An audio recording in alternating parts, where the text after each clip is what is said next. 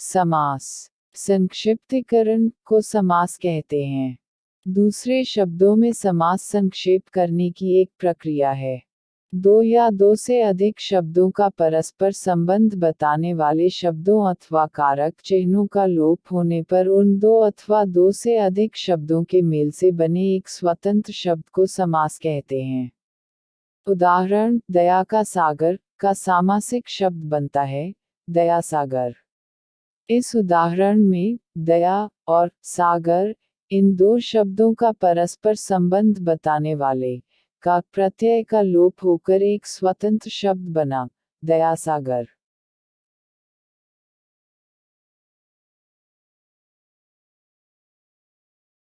समासों के परंपरागत 6 भेद हैं। द्वंद्व समास, द्विगु समास, तत्पुरुष समास, कर्मधारय समास, अव्ययी भाव समास, बहुव्रीहि समास।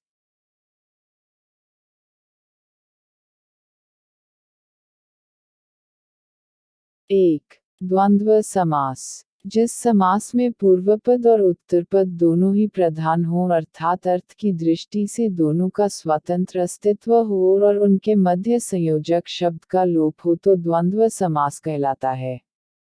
जैसे माता पिता, माता और पिता, राम कृष्ण, राम और कृष्ण, भाई बहन, भाई और बहन, पाप पुण्य, पाप और पुण्य, सुख दैक, सुख और दैक।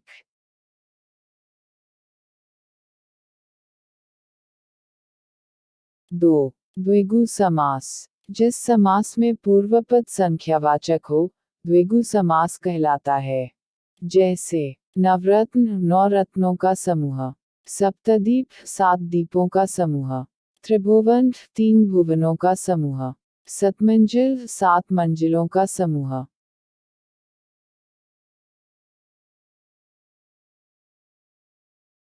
3. तत्पुरुष समास। जिस समास में पूर्वपद गौण तथा उत्तरपद प्रधान हो, तत्पुरुष समास कहलाता है।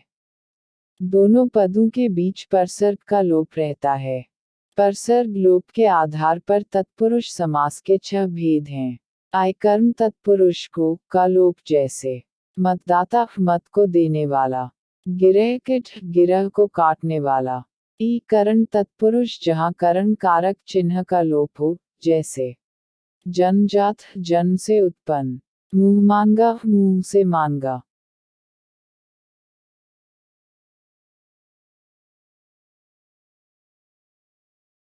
ई संप्रदान तत्पुरुष जहाँ संप्रदान कारक चिन्ह का लोप हो, जैसे हथकड़ी, हाथ के लिए कड़ी, सत्याग्रह, सत्य के लिए आग्रह, युद्धभूमि, युद्ध के लिए भूमि।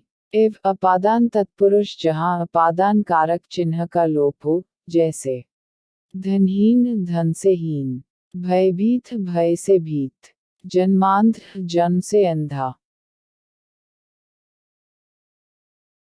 द्वि संबंध तत्पुरुष जहाँ संबंध कारक चिन्ह का लोप हो, जैसे प्रेम सागर, प्रेम का सागर, दिनचर्या, दिन की चर्या, भारत रत्न, भारत का रत्न।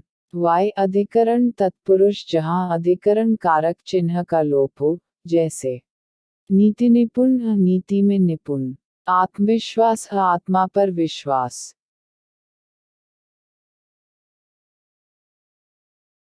4. कर्मधारय समास। जिस समास में पूर्वपद विशेषण और उत्तरपद विशेष्य हो, कर्मधारय समास कहलाता है। इसमें भी उत्तरपद प्रधान होता है, जैसे काली मिर्च, काली है जो मिर्च, नीलकमल, नीला है जो कमल, पीतांबर, पीत, पीला है जो अंबर, चंद्रमुखी, चंद्र के समान मुख वाली, सद्गुण, सद हैं जो गुण। 5. अव्ययी भाव समास। जिस समास में पूर्वपद अव्यय हो, अव्ययी भाव समास कहलाता है।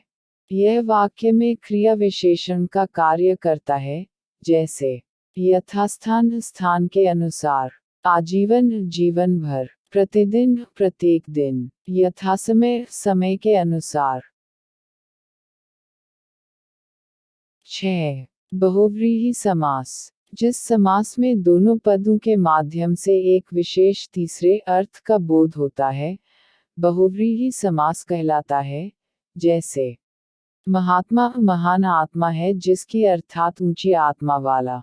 नीलकंठ नीला कंठ है जिनका अर्थात शिवजी। लंबोदर लंबा उदर है जिनका अर्थात गणेश जी।